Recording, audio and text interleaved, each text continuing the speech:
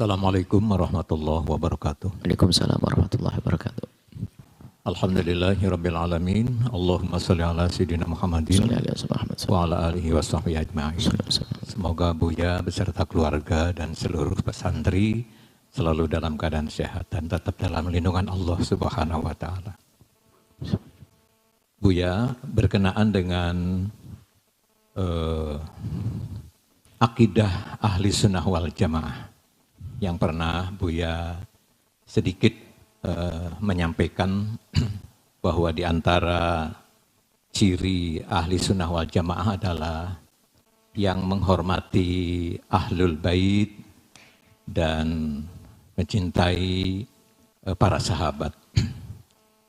Dan di masyarakat awam, Buya, itu biasanya kalau aswaja atau ahli sunnah wal jamaah itu cirinya orang NU. Kalau NU ya aswaja. Kalau bukan NU, Muhammadiyah, Persis atau apa itu sepertinya bukan aswaja. Kemudian aswaja itu pahamnya atau imamnya adalah mazhabnya mazhab Syafi'i.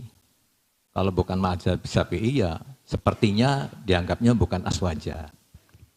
Dan ciri yang berikutnya aswaja itu biasanya ya biasa tahlilan, kemudian ya yasinan. Nah, paham-paham seperti itu apakah memang benar? Mohon penjelasan dari Buya.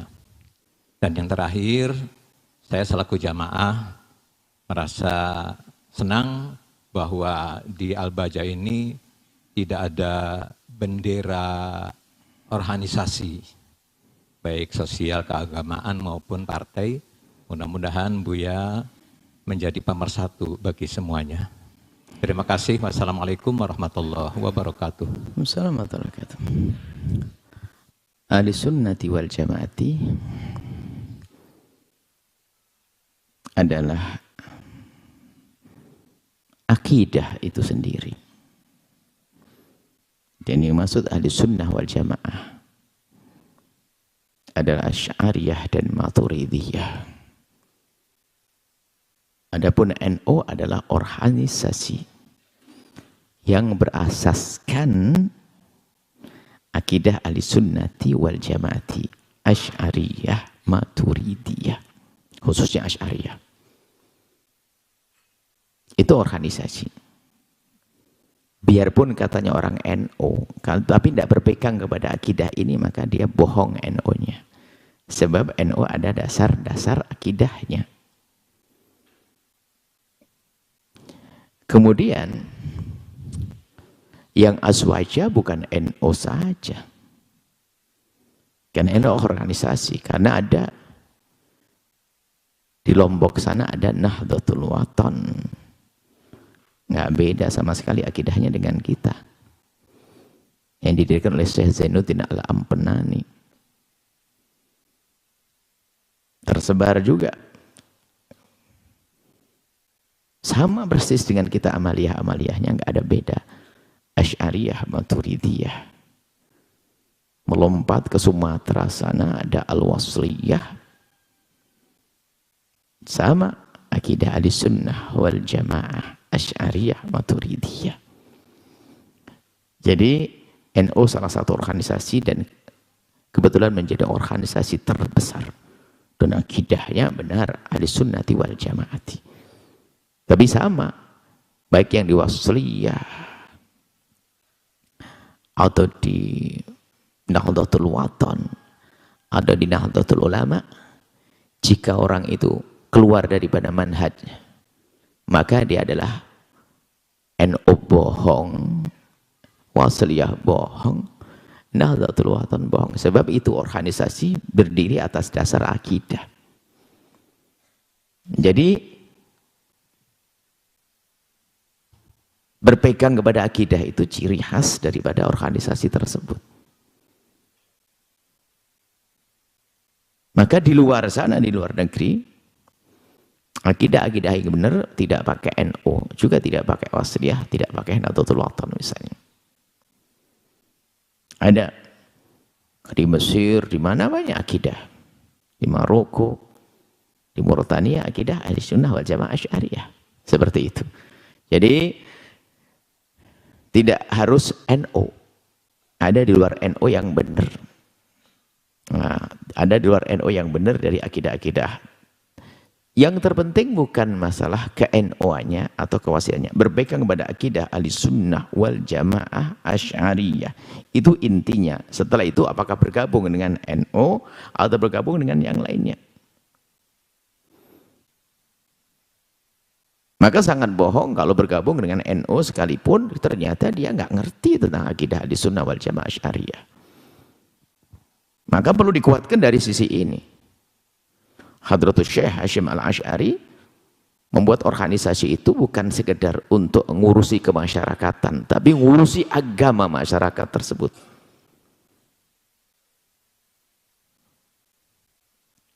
Satu organisasi yang menyeru kedamaian, tentunya atas damainya bukan karena NO-nya, karena asas yang dibangun adalah asas dari akidah Ahlussunnah wal Jamaah Asy'ariyah. Kalau NO Wasliyah dan yang lainnya melepas dari akidah tersebut langsung bubar. Kekuatannya adalah kekuatan akidah. Kekuatannya dalam kekuatan akidah. Maka kami seru kepada semua anak-anak bangsa yang merasa mengikuti bergabung dengan organisasi tersebut, kuatkan dong akidah. Akidah yang ditetapkan oleh pendiri-pendiri, akidah pendiri yang serius, dengan membaca kitab-kitab yang dimulai dari selama ini. Lihat apa yang dibaca, harus mulai dari yang kecil kayak semacam kitab kecil Aqidatul Awam, naik sedikit Kifayatul Awam, kemudian nanti ya Jawharatul Tauhid dan sebagainya. Itu kan cara-cara berakidah Asy'ariyah Maturidiyah yang benar. Nah, kalau tidak memahami itu semuanya kemudian mengaku dirinya adalah ikut organisasi tersebut, ya bohong dia. Sebab pendiri organisasi tersebut adalah orang berakidah, bukan orang main-main, orang alim betul, bukan asal orang. Makanya kalau kita merasa punya ikatan dengan organisasi tersebut, belajar dong yang benar dari sisi ini. Jangan sampai organisasinya adalah organisasi tersebut tapi pemikirannya keluar dari itu, bohong dia. Atau bahkan tidak mengerti pemikiran Syekh Hasyim Asy'ari. Apakah mungkin? Mungkin sekali. Lebih terpesona dengan budaya, dengan pemikiran yang lain dan sebagainya. Na'udzubillah. Dan harus kita yakini, karena sudah terlanjur yang disebut adalah NO, organisasi tersebut, maka NO didikir oleh Syekh Hasyim Asy'ari dengan dasar-dasar akidah, bukan sekedar kemasyarakatan. Memang kebetulan di Indonesia ada mazhab Syafi'i. Apakah tidak boleh mazhab Maliki? Oh sah. Kalau seandainya berdiri Nahdlatul Ulama di Maroko sana, ya mazhabnya Maliki, enggak ada masalah. Sebab akidah Ahlussunnah wal Jamaah itu bermadhab, kalau bukan Malikiyah, bukan Hanafiyah, Malikiyah, Syafi'iyah, Hambali, bermadhab. Bisa saja madhab Hanafi, seperti itu. Hanya kebetulan di Indonesia madhabnya adalah Syafi'i. Kalau ada orang bermadhab Maliki ikut, ya sah, bukan nggak boleh.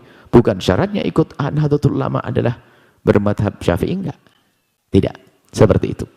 Jadi dalam masalah itu organisasi, tapi ingat di dalam organisasi ada dong dasar-dasar akidah yang harus dikuatkan di dalamnya. Seperti itu. Adapun masalah membaca surat Yasin dan yang lainnya, itu adalah bertemunya antara tradisi yang diwarnai dengan sesuatu yang syar'i. Maka bukan hal yang terlarang. Misalnya perkumpulan-perkumpulan ini kan ada sebuah tradisi. Jika ada sesuatu berkumpul, nah daripada perkumpulan itu adalah ngomongin sesuatu yang nggak jelas, siapa juara pembalap dan sebagainya, kan tidak ada pahalanya. Sudahlah, berkumpul membaca surat Al-Quran, dipilih surat Yasin, dipilih surat Kahfi, ya sah-sah aja begitu. Karena mengisi satu perkumpulan dengan kebaikan adalah hal yang dianjurkan. Jadi memandangnya harus memandang dengan Kalau bahasa orang Indonesia, kearifan lokal artinya apa? Tradisi harus dilibatkan dalam hal ini.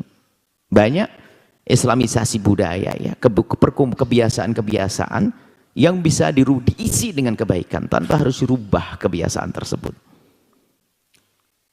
Terlepas daripada dalilnya, setelah itu dalilnya adalah baca Al-Quran dianjurkan. Sebab kadang orang menghantam, memusuhi orang Yasinan dikembalikan pada dalil. Dalil Yasinan adalah lemah. Oke lah, anggap saja dalil Yasin lemah. Tapi dalil baca Al-Quran kan tidak lemah. Al-Quran, Yasin bagian dari Al-Quran. Kenapa jadi dilarang? Seolah-olah ahli Yasinan, ahli bid'ah. Ini kan kacau juga. Tidak benar juga. Silahkan Anda baca Yasinan. Di situ juga ada riwayat-riwayat yang menurut sebagian dianggap sebagai riwayat yang sah. Sebagian mengatakan riwayat tentang Yasin, khususan Yasin adalah itu adalah perbedaan para ahli-ahli hadis, para ahli ulama. Kalaupun seandainya kita tidak menggunakan riwayat-riwayat tentang kekhususan surat Yasin tersebut, bukankah Yasin bagian daripada Al-Quran yang dianjurkan?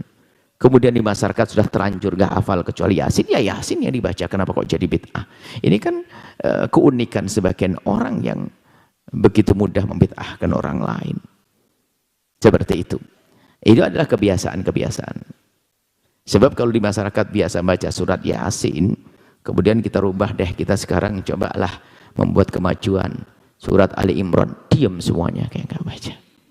Ya sudahlah. Baca surat kulhu dibolak-balik pun juga sah, dapat pahala kok. Mungkin kita buat majelis kulhu wallahu ahad sah. Kita baca falak bin nas juga sah. Baca majelis ayat kursi juga sah. Kan intinya bukan itu saja, silaturahmi, perkumpulan, makan bareng dan sebagainya. Seperti itu. Maka pembid'ahan yang dikeluarkan, yang keluar dari lisan sebagian orang itu biar dia murojaah kembali tentang ilmu bid'ahnya, karena tidak segampang itu membid'ahkan orang lain. Baik, karena ya selagi masih bisa dimasukkan keumuman sebuah dalil ya sah. Baca Al-Quran dianjurkan secara umum. Kemudian tahlilan dan sebagainya, kembali kepada perbincangan ilmiah dong tentang bahasa lokal kita kan tahlilan. Bahasa ilmiahnya adalah ihda'us thawab, menghadiahkan pahala itu boleh atau tidak sampai atau tidak sampai. Dibahas oleh para ulama dan ada dalam buku kita Indahnya Memahami Perbedaan Ulama, kita celentrehkan pemahaman tentang itu. Yang dihadiahkan bermacam-macam, adapun tertib tahlilan itu adalah hanya kebiasaan ulama. Bisa saja Anda tahlilan dirubah suratnya, diperbanyak selalu Al-Quran atau Al-Quran utuh, boleh saja. Sebab makna ihda'u thawab menghadiahkan pahala dari apa yang sudah kita baca. Ini adalah perbedaan tentang menghadiahkan pahala. Ini dibahas kita ada pembahasan masalah ini. Itu tradisi yang ada hubungannya dengan tradisi jika ada orang meninggal dunia gimana cara mendoakan dan sebagainya. Kemudian dihubungkan dengan urusan-urusan syariat, diisi dengan nilai-nilai syariat. Jadi seperti itu. Bukan bid'ah juga dalam hal-hal semacam itu. Banyak pembahasan. Kita telah hadirkan dalam satu buku, bisa dilihat Indahnya Memahami Perbedaan Ulama. Itu bagi yang biasa melihat orang lain, kelompok lain dengan pandangan picik. Harapan kami adalah setelah baca kitab itu paling tidak melek, oh ini adalah perbedaan yang kita nggak perlu harus caci maki, bermusuhan dan sebagainya. Dan bendera, bicara tentang bendera kita adalah bendera merah putih. Bendera negara kita adalah merah putih. Bendera merah kita adalah merah putih. Dan bendera kita di akhirat adalah insya Allah benderanya Rasulullah Sallallahu Alaihi Wasallam. Kita satu bangsa, satu tanah air. Nggak perlu kita membuat permusuhan. Bahkan akan kami serukan lebih gencar di tahun ini. Bagaimana kita menjadi orang yang tidak biasa mencaci. Karena perbedaan pasti ada. Tapi bagaimana nanti ada pemilihan presiden di tahun yang akan datang, bisa saja orang berbeda pendapat tapi bisa minum teh bersama tanpa caci dan tanpa olok. Indahnya. Dan kami seru kepada tim sukses harus jujur. Rusak tim sukses itu banyak kan. Tim sukses cukuplah sebut program-program kebaikan bosmu tanpa harus mencaci orang lain. Selesai. Jika semuanya punya prinsip semacam itu indah. Aku punya bos, punya prinsip begini. Itu selesai, tanpa harus mencaci. Sebab kalau mencaci, ngundang cacian. Akhirnya antam-antaman. Dan itu akan membekas panjang kisahnya. Presiden sudah jadi, rivalnya pun juga akan menjadi pendukungnya pada akhirnya. Selesai. Ternyata di masyarakat masih ada kampret sama cebong, kasihan itu. Kampret sama cebong, kenapa harus semacam itu? Kisah panjang, nggak perlu. Caci maki terus berkesinambungan semacam itu. Maka kita menjadi juru damai di negeri ini, jangan sampai kita masuk wilayah-wilayah caci maki dan olo-oloan ya. Ada lagi siapa? Kampret, apa? Cebong, apa lagi satu lagi? Kadrun, apa lagi? Allah, innalillah. Biarlah saya jadi kadrun, saya jadi cebong, saya jadi kampret. Nggak apa-apalah. Yang penting saya bukan musuh Anda. Selesai. Kita tidak perlu bermusuhan. Capek dengan permusuhan. Yang tepuk tangan setan. Senang umat Nabi Muhammad bermusuhan, setan senang. Kenapa Pak? Kalau sudah bermusuhan temannya di neraka sama setan nanti. Wallahu a'lam bishawab. Setelah Anda menyaksikan video ini, jangan lupa berselawat kepada baginda Nabi Muhammad sallallahu alaihi wa alihi wa sahbihi wasallam.